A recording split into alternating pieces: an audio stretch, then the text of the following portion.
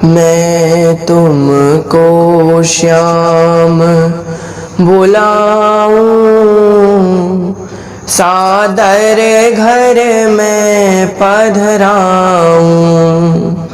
मैं तुझको श्याम बुलाऊं, सादर घर में पधराऊं।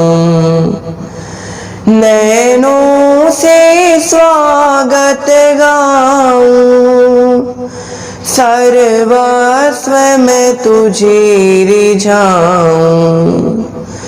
अखियन जल पैर धुलाऊं, हिल झूला तुम्हें झुलाऊं। प्रेमामृत रस नहलाऊं, भोजन रस मधुर कराऊं। प्रिय कोमल सेज सुलाऊं, नाचूं गाऊं हर्षाऊं। कर कोमल चरण दबाऊं, प्रेम में तेरे न्योछावर जाऊं। छिन छिन मैं तुझे रिझाऊं, सुकीर्तति पावन डुलाऊं। राधे कृष्णा कृष्णा कृष्णा राधे राधे। राधे श्यामा श्याम श्यामा राधे राधे। बोलिए श्रीमन्नारायण भगवान की जय, बोलिए श्री भक्तवत्सल भगवान की जय, बोलिए श्रीमद् भागवत महापुराण की जय। तो भक्तों, जिस प्रकार पूर्व सत्र में हमने भगवान की कई सारे लीला चरित्रों के बारे में जाना, भगवान ने किस प्रकार गायों को अग्नि से बचाया, प्रलंबासुर का भगवान ने उद्धार किया, भगवान के एक नाटकीय चरित्र के बारे में जाना, चीरहरण के बारे में जाना और यज्ञ पत्नी यानी ऋषि पत्नियों पर भगवान ने कृपा किस प्रकार की, इस बारे में जाना। आज भगवान का बहुत सुंदर, बहुत मनोरम चरित्र, जिसको भागवत जी का प्राण कहा जाता है, और प्राण के बिना जीवन असंभव है, यानी इस चरित्र के बिना भागवत असंभव है। भागवत का जो अस्तित्व है वो इस चरित्र के बिना अधूरा है। वो चरित्र है श्री महारास। लेकिन उस महारास में प्रवेश करने से पूर्व मेरी आप सभी से विनती है कि यदि आपने हमारे चैनल को अभी तक सब्सक्राइब नहीं किया है तो प्लीज़ हमारे चैनल को सब्सक्राइब कर लें एवं इस बेल आइकन को भी अवश्य दबाएं, जिससे आपको हमारे नई आने वाली वीडियोस की नोटिफिकेशंस सबसे पहले प्राप्त हो। तो आइए शुरू करते हैं।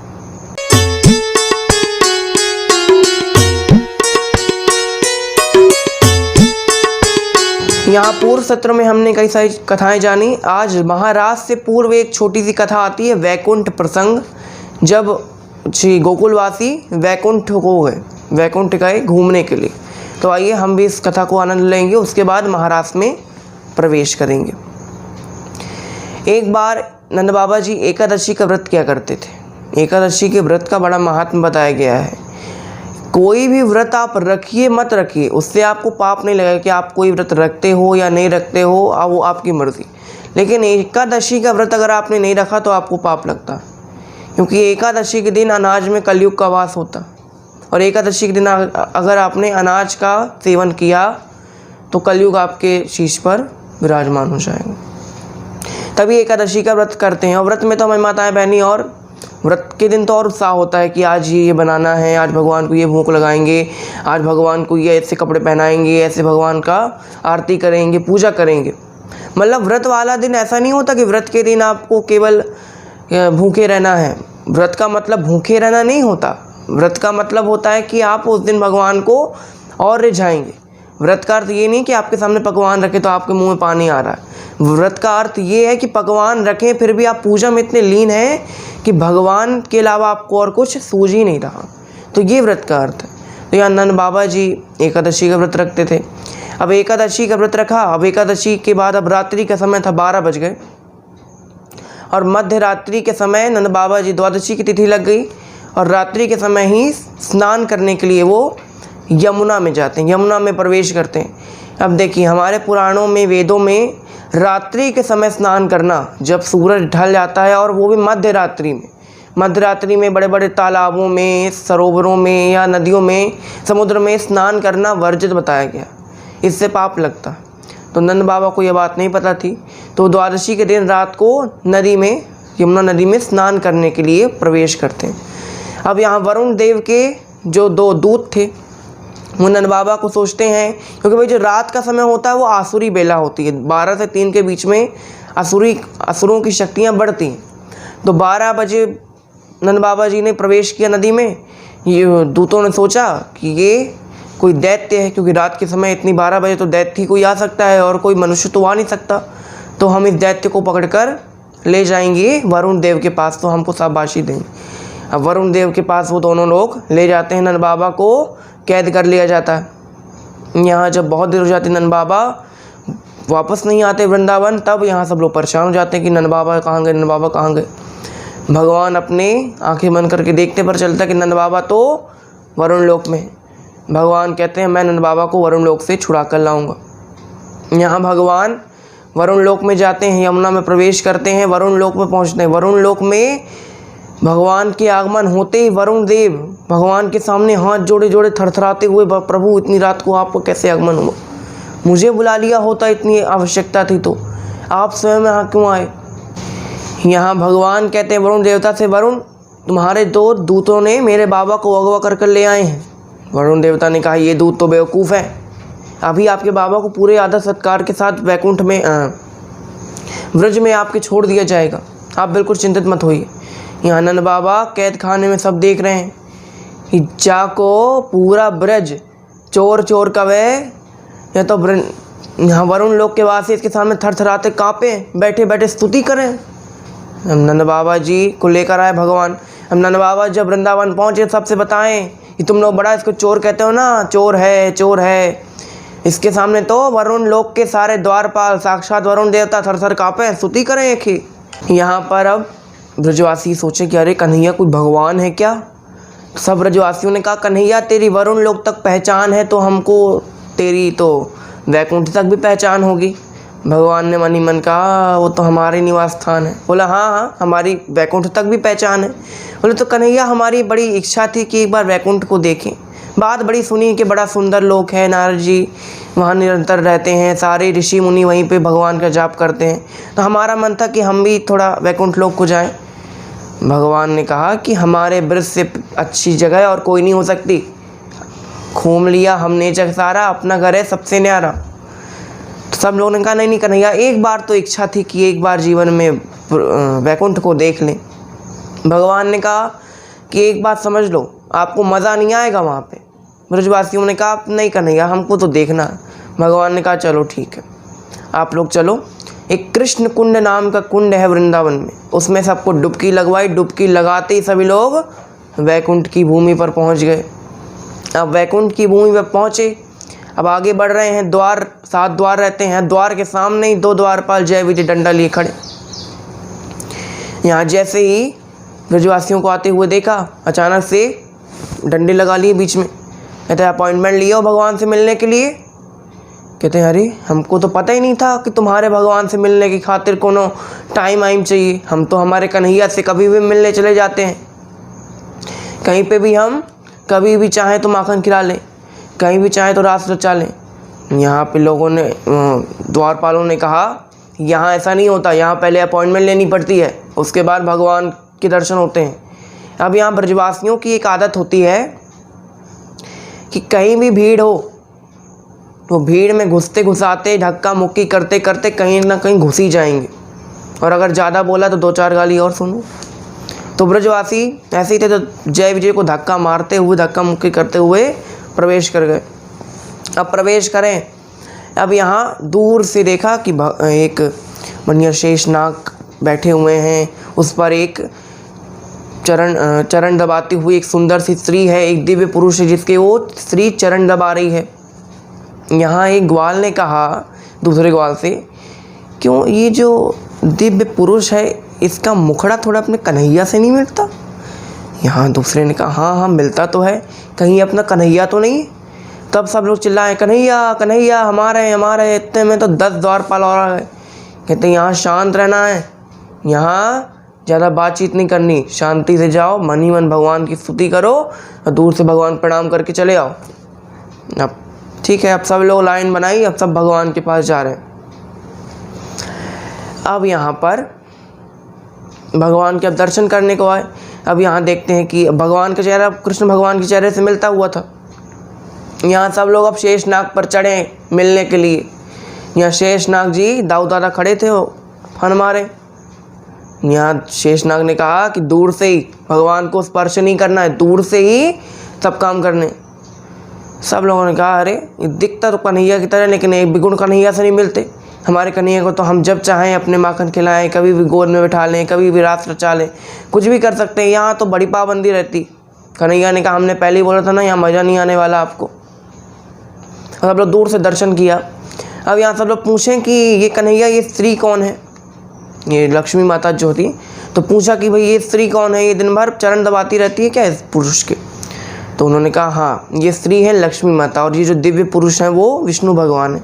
लक्ष्मी माता दिन भर इनके चरण ही को ही देखती रहती हैं। तो गोपियों ने कहा कि इसका कभी मन नहीं हुआ कि कभी इसके मुखड़े की तरफ भी देखें कितना सुंदर है, हमको तो देख के बड़ा अच्छा लगा।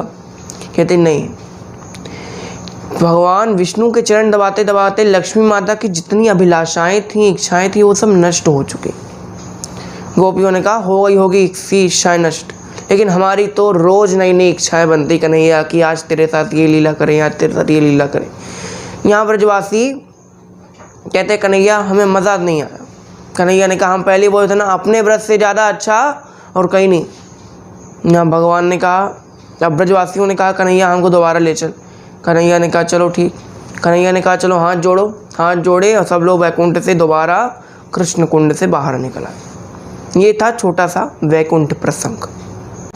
अब हम लोग प्रवेश करते हैं महाराज की सुंदर सी लीला में। लेकिन उससे पहले आपको एक चीज़ बता दूं कि महाराज को लेकर, रास लीला को लेकर बहुत लोग कई प्रकार की बातें बनाते हैं, कई प्रकार के दोष निकालते हैं। भैया आप लोग सत्संग करते नहीं हो, बस प्रश्न उठाने आपसे बनते हैं। तो यहाँ पर देखिए हम आपको स्पष्ट करते हैं। कुछ लोग रास लीला में देखिए, जब सुखदेव मुनि महाराज जी राजा परीक्षित को इस लीला के बारे में बता रहे थे, रास लीला के बारे में, तब उन्होंने बहुत ज़्यादा विस्तार नहीं किया, क्योंकि वो जानते थे कि जो कलयुग के मनुष्य हैं वो इस लीला को समझेंगे नहीं, उसमें काम वासना को देखेंगे, काम ढूंढेंगे। लेकिन रास लीला में काम है ही नहीं। पहली बात देखिए, उसके 3 कारण हैं। पहला कारण तो ये भक्त और भगवान का मिलन है, और भक्त और भगवान के मिलन में कहीं पे भी कभी काम वासना नहीं स्थान ले सकती। मान लीजिए आप नृत्य कर रहे हैं, भागवत कथा ही चल रही है, कहीं पे आप नृत्य कर रहे हैं, कोई कथा है, और अगर बीच में आकर भगवान आपके साथ नृत्य करने लगे तो आप उसमें क्या काम ढूंढेंगे? नहीं। और ये जो गोपियाँ थीं, वो तो हमने बताया ना कि गोपी का अर्थ स्त्री होता ही नहीं है। गोपी का अर्थ होता है गो अर्थात इंद्रिय और पी अर्थात पीना, यानी जो अपनी सकल इंद्रियों से केवल कृष्ण रस का पान करता है वही गोपी। गोपी का अर्थ स्त्री नहीं है। कोई पुरुष है जो भगवान की भक्ति में लीन है वो भी गोपी है, कोई जानवर है जो भगवान की भक्ति में लीन है वो भी गोपी है, और स्त्री जो भगवान की भक्ति में लीन है वो भी गोपी है, साधु भी गोपी। यानी इस विश्व में जो भगवान श्री कृष्ण का ध्यान करता है वो गोपी है। और रास के दर्शन करने वास्ते गोपी बनना ज़रूरी। अगर गोपी, अब गोपी का अर्थ हमने बताया भाई कि लहंगा चुनरी से मतलब नहीं। गोपी का अर्थ है कि भगवान में लीन हो जाओ। महादेव जी भी एक बार गए थे, उस प्रसंग को आपको आगे बताया जाएगा कि महादेव जी भी गोपी बन कर गए। तब भगवान श्री कृष्ण ने उनको समझाया कि महादेव जी गोपी का अर्थ स्त्री नहीं हो गए, गोपी का अर्थ होता है कि जो भगवान श्री कृष्ण में लीन हो गई हो तो वो गोपी। तो पहला कारण कि काम वासना नहीं है। दूसरा कारण आपने बताया था कि जब ब्रह्मा जी सारे ग्वाल बालों को ले गए थे तब भगवान के अंश से भगवान ने ग्वाल बाल उत्पन्न किए थे। ये सब दृश्य एक ऋषि देख रहे थे, तो सब ऋषि ने सब ग्वाल बालों के साथ सब गोपियों का विवाह करा दिया था। तो एक तरह से काम यहाँ पर नहीं है, तो सब अपने पति के साथ ही नृत्य कर रही थी, तो यहाँ काम भावना नहीं। और तीसरा कारण, जब भगवान रास रचाने जा रहे थे तभी कामदेव वहाँ पर आते हैं और कहते हैं कि आप मुझसे युद्ध कीजिए। अब कामदेव से युद्ध करने का क्या अर्थ है कि वो अपने बाण छोड़ेंगे। बाण यानी काम वासना, प्रेम, लोभ, ईर्ष्या, ये सब के बाण छोड़ेंगे। अगर आप इन सब मोह जाल में फंस गए तब तो आप हार गए, लेकिन अगर आप उन मोह जालों में नहीं फंसे, भगवान की भक्ति में लीन रहे, तो यानी आप कामदेव से जीत गए। यहाँ कामदेव ने भगवान से कहा कि मुझे तुमसे युद्ध करना है। भगवान ने कहा एक बार महादेव जी से भस्म कराया था, भूल गए क्या? कामदेव ने कहा वो तो मेरी गलती थी कि मैं ऐसे व्यक्ति के पास गया जो साधु संत रहता है, दिन भर भांग रमाए रहता है, धतूरा रमाए, साधु की भांति तपस्या करते रहते हैं। कहते राम अवतार ने भी तुमने चेष्टा की थी, बोलते उसमें तो आपने मर्यादा पुरुषोत्तम का व्रत ले रखा था। तो कन्हैया ने कहा तो इस अवतार में क्या है? तो कहते हैं कि इस अवतार में तो ऐसी कोई बाधा नहीं, ना आपने कोई व्रत ले रखा है, ना आप कोई साधु संत हैं, आप तो, और आपके साथ साथ इतनी सुंदर सुंदर गोपियाँ हैं। सुंदर सुंदर क्यों कहा उन्होंने? गोपियाँ कितनी सुंदर थी आपको पता नहीं होगा। इंद्र की अप्सराएं होती हैं, उर्वशी हैं, मेनका हैं और कई सारी अप्सराएं हैं। तो गोपी कितनी सुंदर हुआ करती थी।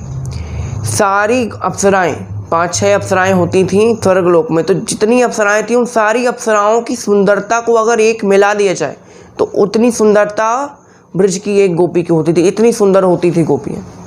तभी कामदेव ने कहा कि आप इतनी सुंदर सुंदर गोपियों के साथ रास रचाने वाले हैं, तब तो मैं बिल्कुल जीत जाऊंगा। भगवान ने कहा कर लो कोशिश। कामदेव ने अपने बाण चलाए, एक भी बाण का असर भगवान पर नहीं हो। तो यहाँ हमको 3 बातों से स्पष्ट होता है कि रासलीला में काम भावना है ही नहीं। अब हम रासलीला में प्रवेश करते हैं। यहाँ शरद ऋतु का समय था। भगवान की इच्छा हुई कि अब अपनी सुंदर सी मनोरम लीला रासलीला को करते हैं। तब भगवान ने कदम के वृक्ष पर चढ़कर बंसी बजाई।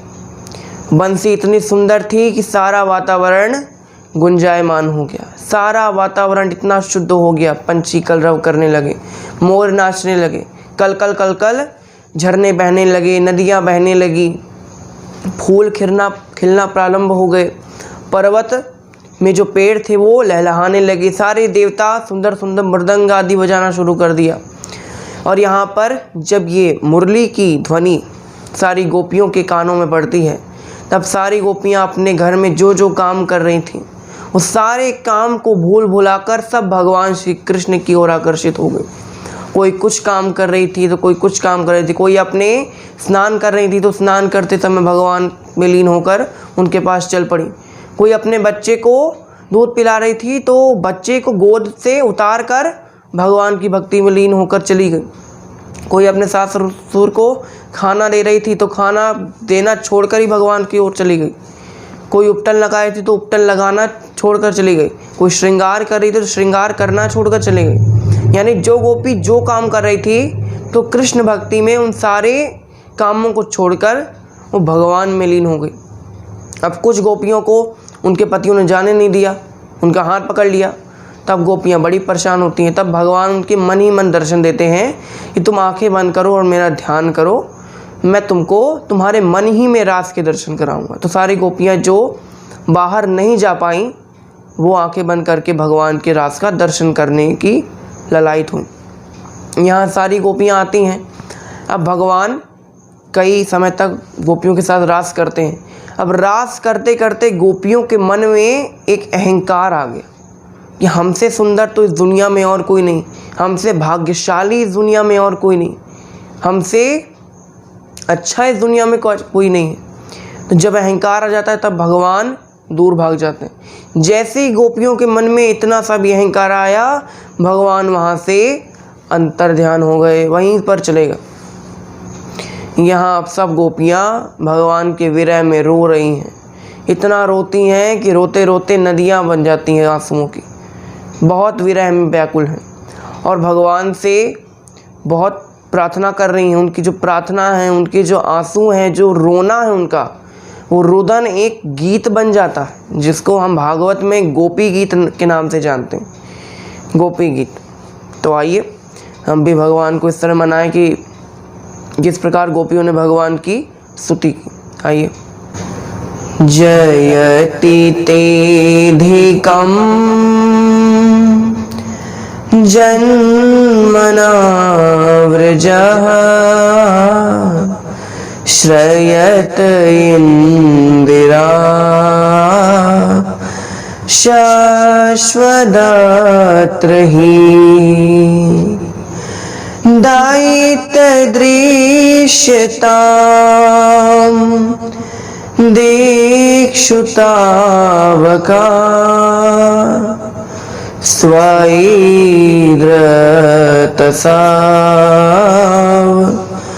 स्वां विचिन्वते शरदुदाशये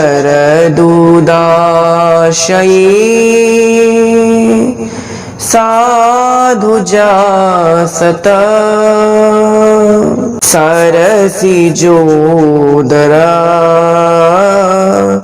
श्रीमुषादृश सूरतनाथ ते आशुल्कदासिका वरदनिघ्नतो नेह किं वधा विषजलाप्ययाद व्यालराक्षसान्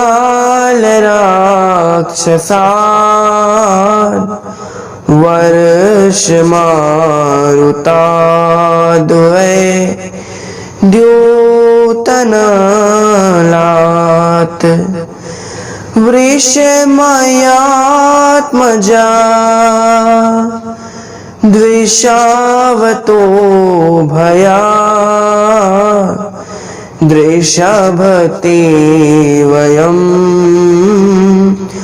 रक्षितामुः न खलु गोपिका नन्दनो भवा नखिल देहना मंतरात्मदक विखन सार्थितो विश्वगुप्तये सखउदेवान् सात्वतां कुले सात्वतां कुले सात्वतां कुले। इस प्रकार जब गोपियां भगवान को अपनी अश्रुधारा के द्वारा रोते हुए पुकारती हैं, तब भगवान सोचते हैं कि अब इनसे ये विरह पीड़ा सही नहीं जाएगी। ये गोपी गीत भगवान का बहुत सुंदर गीत है। वैसे तो इसमें 19 श्लोक हैं, लेकिन हमने एक सुंदर छोटे से ही इस गोपी गीत को गाया है। लोग तो इसको रोज़ गाते हैं। तो यहाँ भगवान गोपियों से प्रसन्न होकर उनसे प्रसन्न हो जाते हैं और उनको दर्शन देते हैं और उनकी सारी बुद्धि को शुद्ध करते हैं। कहते हैं कि अब इनके मन में और कोई तरह का दोष आए और कोई तरह का विकार आए, अब इनकी इच्छा पूरी करो, अब रास रचाओ। अब यहाँ भगवान गोपियों के साथ रास रचाते हैं। आइए हम भी रास के दर्शन करते हैं।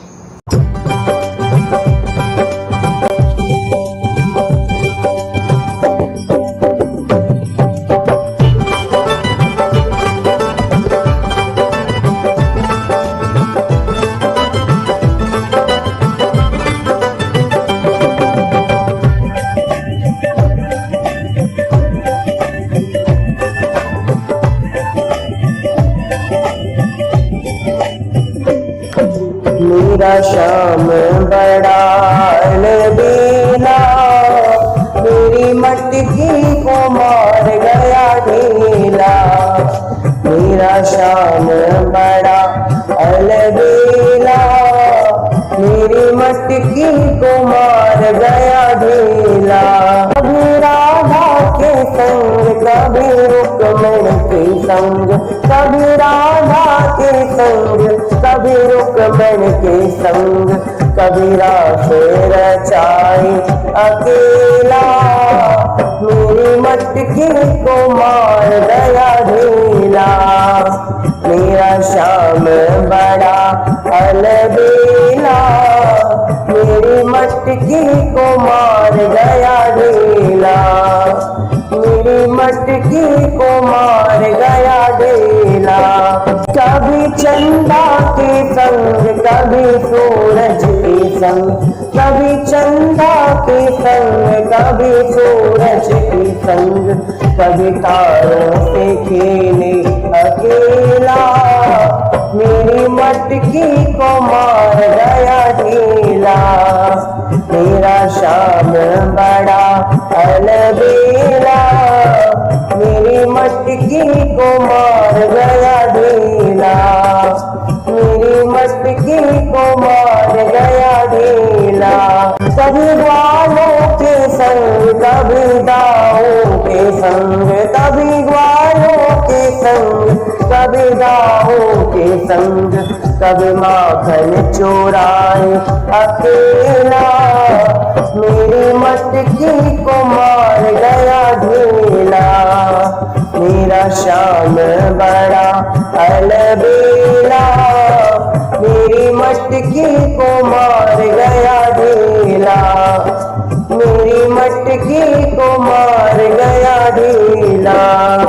कभी गंगा के तट, कभी यमुना के तीर, कभी गंगा के तट, कभी यमुना के तीर, कभी सरयू में नहाई अकेला। मेरी मटकी को मार गया ढीला, मेरा श्याम बड़ा अलबेला। मेरी मटकी को मार गया ढीला, मेरी मटकी को मार गया ढीला। कभी ब्रह्मा के संग, कभी विष्णु के संग, कभी ब्रह्मा के संग, कभी विष्णु के संग, कभी शंकर संग नाचे अकेला। मेरी मटकी को मार गया ढीला, मेरा श्याम बड़ा अलबेला।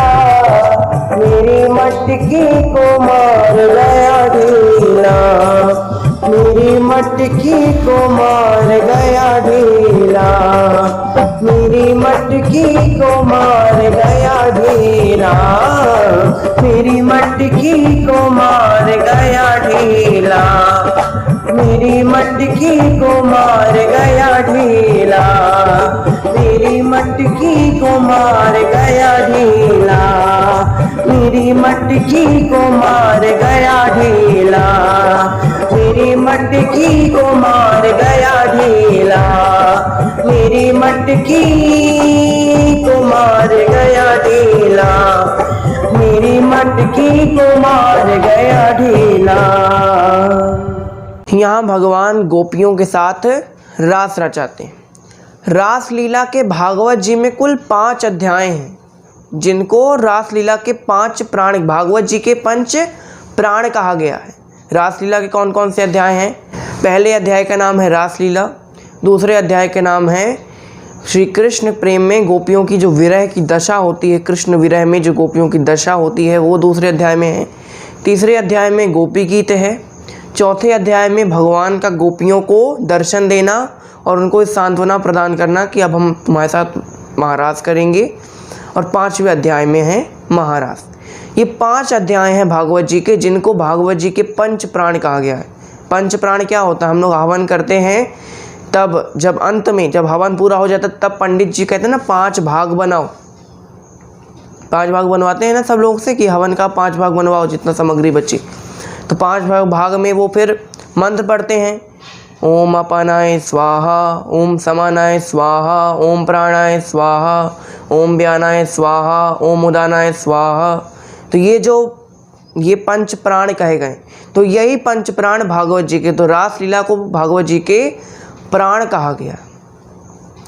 तो ये आज सुंदर सी मनोरम सी लीला जो भगवान की रास लीला है, वो उसके बारे में आज हमने सुना। रास लीला के विस्तार को हम जब श्रीमद् भागवत की हम सारी कथाएं सुन लेंगे, उसके बाद एकदम दूसरी कथा में जब प्रवेश करेंगे, दूसरे प्रकार की कथाओं में, उसमें हम रास लीला के जो विस्तार के बारे में जानेंगे, जिसमें महादेव जी आते हैं, महादेव जी भगवान के साथ रास रचाते हैं। लेकिन आज के लिए बस इतना ही। आपका बहुत बहुत धन्यवाद। यदि आपको हमारा वीडियो ये अच्छा लगा हो तो कमेंट सेक्शन में ज़रूर बताइए कि आपको मेरा वीडियो कैसा लगा है। घर पर रहिए, सेफ रहिए। जय श्री राधे। गोकुल में देखूं, वृंदावन में देखूं रे, मुरली बाजे रे, श्याम संग राधा नाचे रे, श्याम संग राधा नाचे रे। गोकुल में देखूं, वृंदावन में देखूं रे, मुरली बाजे रे, श्याम संग राधा नाचे रे। छम छम नाचे राधा रानी, सुन के मीठी मुरलिया। युगल छवि पर सब बलिहारी, ग्वाल बाल और गैया। सरर सरर चाले रे, मधुरी पुरवैया रे, मेघा गरजे रे, श्याम संग राधा नाचे रे, श्याम संग राधा नाचे रे। रास रचो है, रास रचो है, यमुना के तट महारास रचो है, रास रचो है, रास रचो है, यमुना के तट महारास रचो है।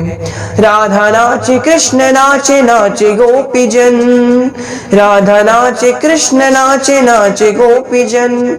मन मेरो बन गयो सखीरी पावन वृंदावन, रास रचो है, रास रचो है, यमुना के तट महारास रचो है, रास रचो है, रास रचो है, यमुना के तट महारास रचो है, रास रचो है, रास रचो है, यमुना के तट महारास रचो है, रास रचो है, रास रचो है, यमुना के तट महारास रचो है। बोलिए श्री रास बिहारी सरकार की जय। श्री भागवत भगवान की है आरती, पापियों को पाप से है तारती। भागवत भगवान की है आरती, पापियों को पाप से है तारती। पापियों को पाप से है तारती।